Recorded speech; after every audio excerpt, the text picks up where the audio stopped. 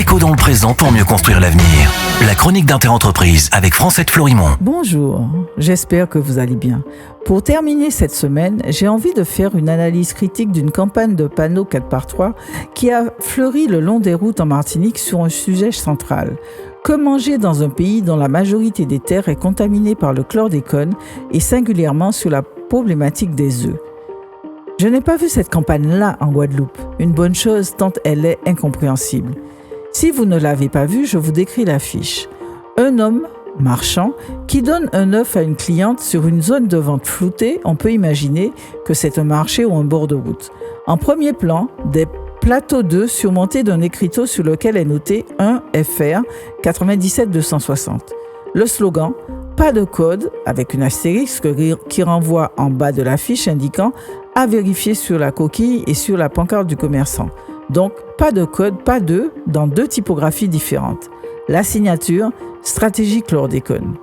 Je vous raconte cela comme cela, ça paraît cohérent. En fait, j'ai vu l'affiche 4 fois et j'ai dû m'arrêter la 4e pour comprendre de quoi il s'agissait. Déjà la signature, stratégie chlordécone. Qu'est-ce que cela veut dire?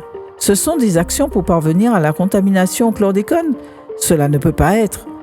En Martinique et en Guadeloupe, nous sommes contaminés. Entre stratégie et chlordécone, il manque de lutte contre la contamination eau. Seul un créatif qui n'est pas personnellement concerné par cette contamination peut pondre une telle signature.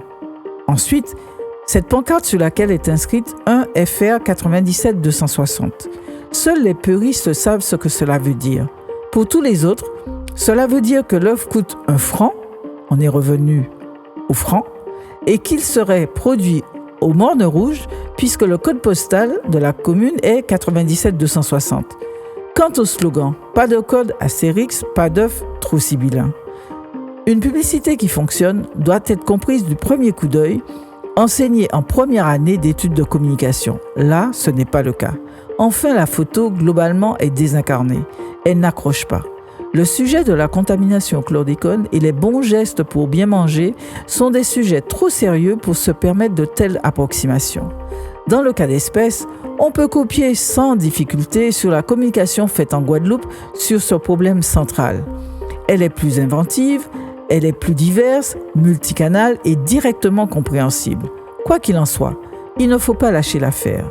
Les 23, 24, 25 juin prochains se tiendra à l'Université des Antilles, sur le site de Shellshare en Martinique, un colloque scientifique réunissant 300 chercheurs, praticiens, acteurs de terrain et décideurs autour de la pollution au chlordécone.